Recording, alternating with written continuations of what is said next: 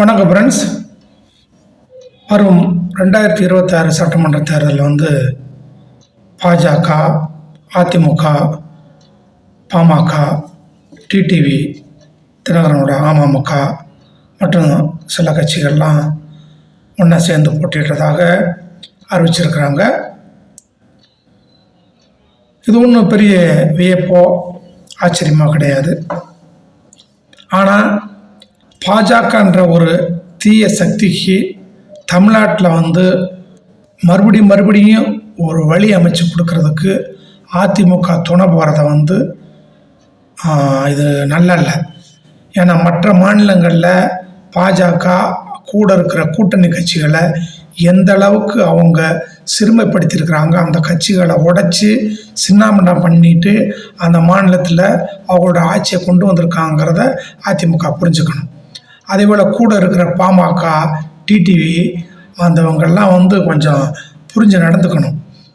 ஏன்னா பாஜகன்றது உங்களுக்கு பச்சை கம்பளம் விரித்து வரவேற்கிற ஒரு கட்சி கிடையாது.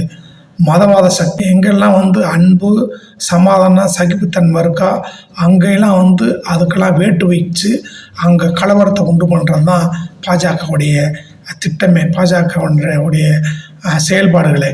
அதனால் அப்படிப்பட்ட பாஜகவை தமிழ்நாட்டில் கொண்டு இங்கே உள்ள மக்களுக்கு ரொம்ப தொல்லையும் தொந்தரவும் கொடுக்கணும்னு நினச்சா நீங்கள் எல்லாம் நிச்சயம் அதுக்காக உங்களுக்கு மக்கள் கடுமையான தண்டனையை கொடுப்பாங்க.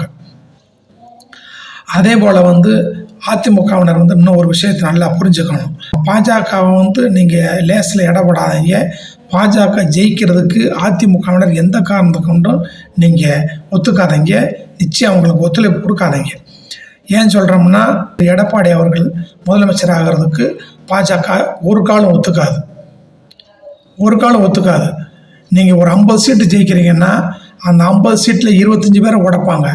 உடைச்சிட்டு தங்கமணி, வீரமணி, இப்படி இருக்க வேலுமணி, இப்படி ஆளுகளில் யாரோ ஒரு ஆள் அந்த 25 பேருக்கு தலைமை தாங்க வச்சு அவங்ககிட்ட அதிமுக அவங்கிற கட்சி அவங்ககிட்ட கொடுத்துருவாங்க. இதே இபிஎஸ் அன்றைக்கி டிடிவி தினகரன் எப்படி இருந்தாரோ அதே நிலைக்கு இபிஎஸ் தள்ளப்படுவார். அதனால் எந்த சூழ்நிலையிலும் பாஜகன்ற ஒரு கட்சிக்கு நீங்கள் வாக்களிக்காதீங்க. அந்த கட்சி ஜெயிக்கிறதுக்கு நீங்கள் ஒத்து போகாதீங்க. நன்றி.